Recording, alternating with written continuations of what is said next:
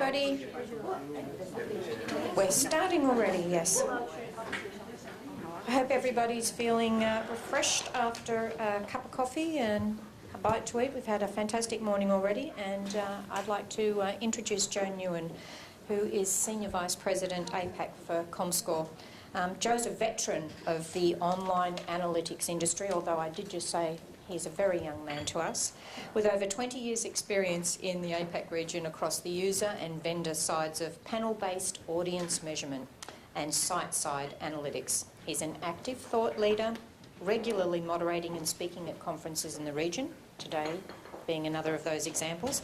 He's also on the board of directors of the Mobile Marketing Association and the Leadership Council of the IAB Singapore chapter. He holds a seat on the Singapore Advisory Board of the ICOM Global Summit. So prior to comScore, Joe was Southeast Asia Regional Manager for Omniture, so he's well versed in measurement and analytics. Joe, please do come and talk to us. Joe will be talking to us about the verified impression. Thank you, Heather. Thank you, Richard, for organizing all this stuff as well.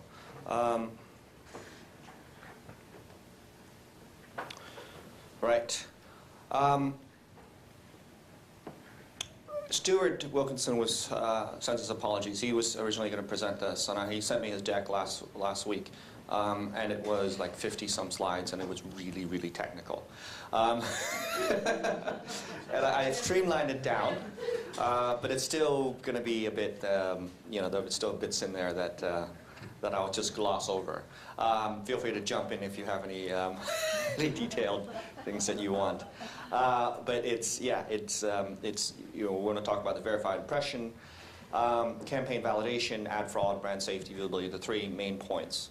And the transparency of supply, right? This sounds like a big deal, but obviously it's just we treat ad inventory like it's supply. All right, comScore. I mean, you've heard of us before at various stages. I mean, we work with APABC. We've talked to Pauline a few times in Hong Kong and things, where we see three mega trends. Always the mobile, multi-platform consumers just using multiple devices at any one time, any part of the day, any part of the week. TV, digital video, we've seen that increase in the last few years by lots. Consumption of video is just everywhere. It's really booming, and in some markets. The video advertising still hasn't really caught up to what it could be and should be, right?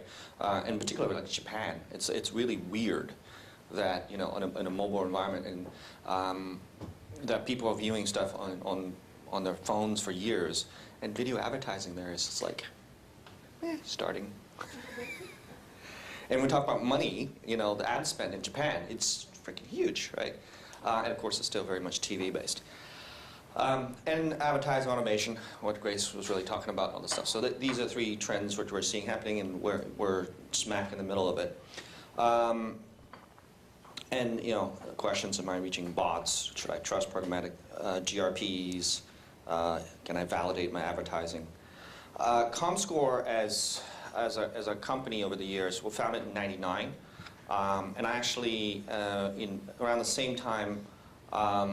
I started the first panel the company, I was with a startup, the first panel in China, Hong Kong, Taiwan, called APABC, and we started the first panel before anyone else. We did massive enumerations in China. We had 500,000 phone calls to do enumerations in China just to find out how many people were actually online, right? Or establishment survey, enumeration establishment, depending on whether you're British or American. But anyway, so we started back then with audience, the audience bit, the MMX. We started doing some custom stuff for e-commerce. 2010, fast forward, we started doing campaign analysis. Then we bought a company called AdExpose. And to Grace's point, this is probably around here is where we really started to understand tagging. Yeah, we did it before, but you know, it's like, you know, when you buy a company like AdExpose, which does, you know, they compete in the same space, then integrate it into that, a lot of what we do. At the same time, around here, we started tagging publisher sites to produce a hybrid platform for not just panel, but then tagging publisher sites that are willing to tag and creating and then sort of calibrating the traffic. And then we started to combine these two into what we call VCE, which is what we're doing now. 2.0 is yet another version of VCE with additional data, external party data, third-party sources for audience verification. And then we, last year, we bought M.Labs out of Wisconsin. They're just a startup that does non-human traffic detection. They're really good at it. And we bought them and then incorporated all those data scientists into what we do and spread that across all of our offerings. Industry trust, we're actually rebranding that as something else for in the trading environment, a pre-bid solution. So this is advertiser, publisher, right? Agency, trading desk, and then tons of stuff in between. And this is a simplified version of, you've seen the LumaScape. Yes, and that's you know, this is sort of a simplified version of that. Not that it's simple, but you know it's, and we're trying to be in a lot of places for verification, right? We do consider ourselves independent. 19% aside from WPP, which Joanna from Starcom gives me crap about every time I talk to her. She's like, "Are you really independent? Are you really independent?" I'm like, "No, they don't have a seat on the board." And she gives me a lot of crap on it. And I was like, "Don't you buy from Kantar?" She's like, "Yes, for TV." It's like, "Well, they're 100% owned." Anyway, so leave me alone. But yeah, we do try to get ourselves into a lot of the verification into the ecosystem as much as we can. So what is a verified impression? Could it have been seen by human eyes? You know, could it have, right? By human eyes, and was it the right environment for my brand, right? So today we're just, you know, in view, brand safe, fraud free, right? Those are the three things from this definition. Now, it's not straightforward. Again, you know, back to Grace's point about, you know, number of tags everywhere. This one does that. This one does that, right? So I think brand safety has been around for ages. Everyone's talked about brand safety. And then last year, or 2 years ago in the US, UK, we started talking about in-view and trickling down to Asia roughly end of last year when it sort of became, actually Australia is a bit earlier than the rest of APAC. And then now it's fraud-free, right? Now it's talking about NHT. So it's always been there. It's just like, you know, at what point do we start talking about it in the conversation? And from our perspective, it's got to be, one, a single tag, right? That does, because you can't use multiple tags from different vendors and try to determine what's that verified impression by meshing different sets of data together and then modeling it, right? From what we see as very basic, right, stuff. I mean, you can model tons of other things. We do TV plus radio plus print plus, you know, digital. That's how you need to model it out. But on a just impression, just served ad, you know, take out non-human traffic. Was it brand safe? Was it viewable? And then you get at the bottom of the funnel, you know, what's actually, you know, verified, right? So I'm going to go into each of this thing a bit in detail. And some of these slides actually will start to make sense as to why it's there. But yeah, this is a constant battle, right? IVT, invalid human traffic, right? Or invalid traffic. Now, bots have always been around. Some of them are legal, some are declared. Google's been using, you know, bots for ages to scrape sites and all that kind of stuff. So bots have always been there. And they're, you know, bots that shouldn't be there or don't declare themselves and all that stuff. Browser hijacking, ad aware, all this, you know, spiders, data, ad stacking. You heard of ad stacking? Right, ads go on top of it. It's the same slot, but just more ads. click farms, content scrapers, domain laundering. One of our guys put together this, and I thought it was really good, right? What's really happening, right? So you know, you've heard of you know, the malware and all kind of stuff, right? And so it's, you know, you download something, the malware is sitting in the back. So what it did, the user actually, you know, downloads the malware, it gets infected. In the background, the malware starts to open pages. You can even create a profile for, you know, say P&G wanted to go after, you know, females aged 35 to 54. It'll create a profile of a 44-year-old female by visiting certain sites, right, and getting those cookies, and then actually, you know, visiting pages, right, and then as that profile, so creating a bot female, right, 44 years old. And, you know, again, it's in the background. We don't know about it. And it monetizes it. You know, why do people do this? Why are there malware? What's going on? Like, it doesn't make sense. We just sit around and just create malware just for fun. No, there's money behind it, right? There is just, and I was at a conference in Hong Kong, right, recently, where it was about all the illegal activity happening on the web. And there was the police commissioner of UK, all that kind of stuff there. And they were worried about brand safety / porn / getting all that stuff. And I was just like, well, and they've said how porn has decreased, right? The revenue from porn has decreased and all that kind of stuff in the UK. And when I got up, I was like, they're just moving to this. they're just moving to someone else where there's you know, it's, and you know, and there's thousands and thousands of malware, you know, being created. And what happens is there's a, you know, if you will, a central controller, someone sitting there saying, okay, today let's go to this site and get a bunch of impressions on here, and collecting it through this nebulous ad network / whatever. And from a publisher's perspective, hey, it's traffic, it's coming in, it's a female. That's great, and I'm going to pay, right? And then it, you know, they get paid, everyone gets paid, and the agency gets paid too, right? And you know, well, the advertiser, right, eventually is the one that pays all this stuff. And that's sort of why they do it. There's actually money. There's real money behind this. It's white collar crime, right? It is.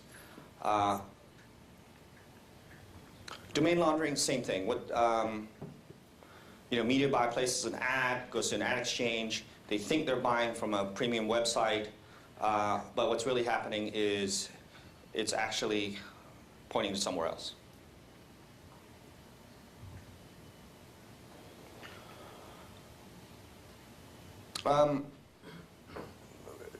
The MRC in the U.S. recently put out some addendum to the rules on how to filter. Take the gross impressions, filter the general level IVT, what's the standard, bots, list, and everything. And then, you know, using some sophisticated IVT, right? And they've, you know, this is, you know, as you guys are looking at the industry and how under this, you start using some of this stuff, understanding what IVT means and all this stuff. We start to, when it comes to that sophisticated level, it's not just the tag anymore. It's not just the technology. It's combining as much as we can. So our, for example, our tags sit on you know, publisher sites everywhere. So we see, you know, that traffic. We see all the you know, the invalid traffic, and we calibrate that against our panel. We calibrate it. We try to figure out, you know, what servers where from and why is, you know, and if it's not valid traffic. And we try to mull it out. We try to start to filter things based on that. So it's not just straightforward and easy. It's using our panel, it's using our UDM tags, it's using our VCE tags where we serve campaigns on, and just trying to create a sophisticated model on how to filter stuff out, right?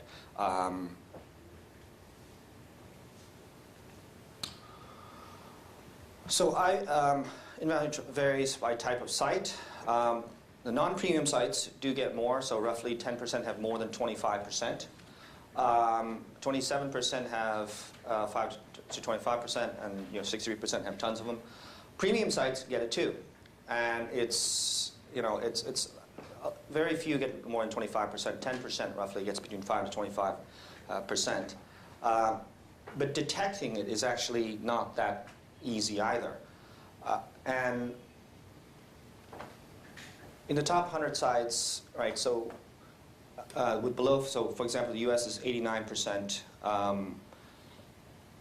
below 5% non-human traffic in the top 100 sites.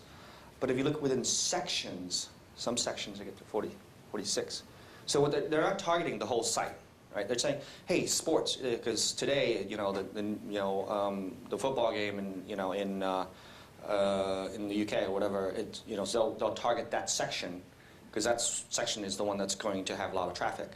So then the bot master just switches it on and then switches it off and switches it on. So it's not like it's always hitting the same content section all the time. They just switch it on and off, right? So to detect it, it's like understanding the network, what's going on, and trying to figure it out at any one time for that campaign and all this stuff. And now we're talking about campaign level. Do we know? But video is the same. Video, is lower percentage here below NHT because video inventory is higher CPMs, right? So they're going after the high CPM stuff too. So one of the things is where Asia we don't see as much actually when we look at this stuff from non-human stuff because there's not that much high CPM here yet.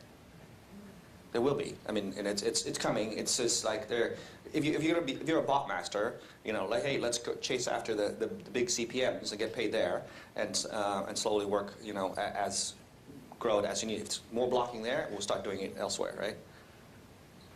So that's that's IVT. Brand safety, quite straightforward, except that brand safety varies from client. What is brand safety? Yeah, of course, easy.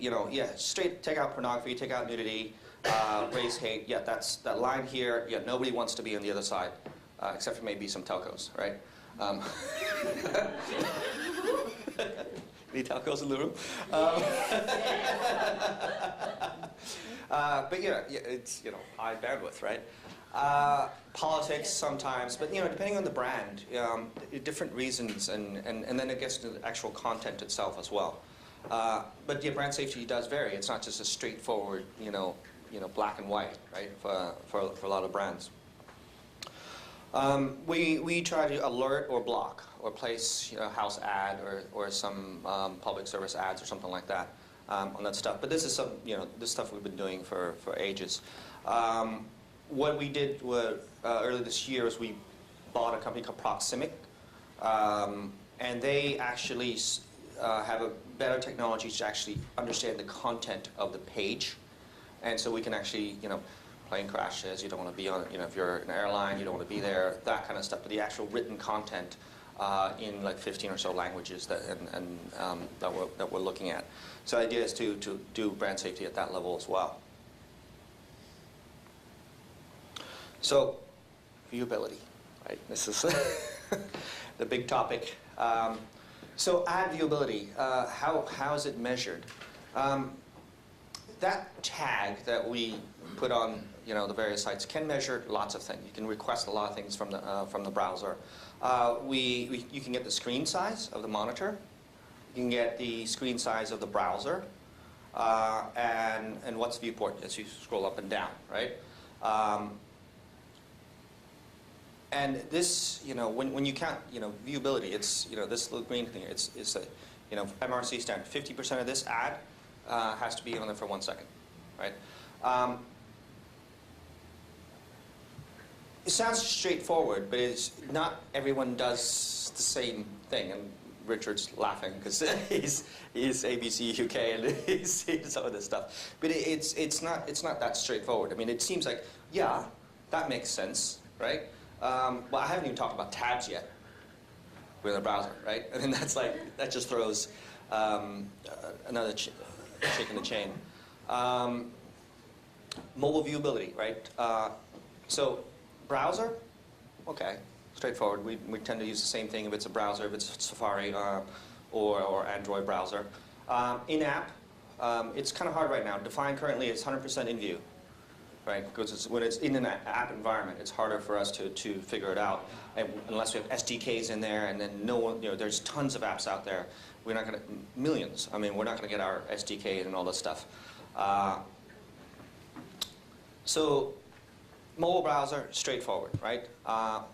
Mobile in-app, there's in-app native advertising, there's in-app embedded browsers, and there's the ad frame within the various apps, right? There's just different things and different ways that people are producing apps, right? So this, we still go through our normal, 50%, 1 second. This, pretty much everything is considered 100% viewable at this point.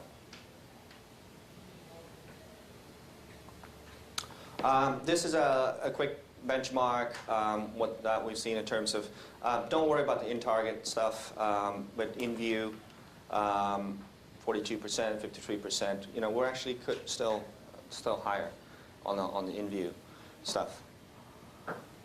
Again, it seems small, but if you recall how we determine in view is we filter out the non-human traffic, we filter, and if you don't do that stuff, it just doesn't. It looks weird. If you don't take out non-human traffic before you do in view, you're just not measuring people, right? Because the bots are smart. They will scroll up and down, right? And the bots in the background, they'll scroll up and down to get the ads on the page and all that. Yeah, go ahead. So what's the 53% of? Is it 53% of 100%? 100 is after you've excluded? No, impression served. 53% of impression served. Yeah, yeah. So that 47 that's taken out, a big chunk of that would be the non-human before you worry about actual in view.